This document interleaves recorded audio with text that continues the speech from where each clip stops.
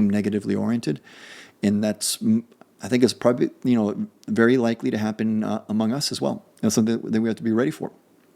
Not every person on the planet has a positive orientation, and that's a perfectly fine way to go through the infinite creation to explore. If you're attracted to the dark, then that's just your bias. It's not inherently wrong, and the infinite creator allows you freedom, and so it's up to you. But I think that we are going to see the formation, at least the early stages of the formation of the collective consciousness. I think it's going to happen quickly from here.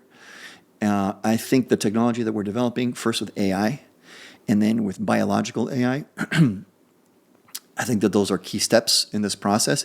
And I think that the reason that we're going through that is because this is part of the support and guidance that we're receiving as a race.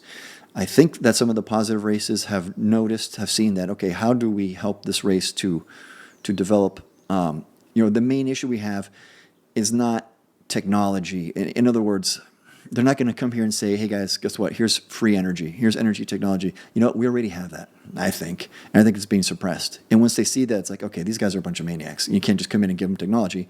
Or maybe we stole it. Who knows how we got it? But so they can't just come in and say, check it out. Free energy, blah, blah, blah. Now you guys can make anything. That doesn't do us any good because they know that we can just use that for weapons. That just increases our probability of destroying ourselves. What they need to do, and I think what they're trying to do, is get us to learn how to connect with each other and how to realize that every human is part of one entity. And we're all descended from the same oversoul, the human oversoul. And we're all part of that same process. But we need to really feel that and experience that directly in a very direct way. It can't just be theoretical knowledge. It can't just be religious knowledge or philosophical knowledge.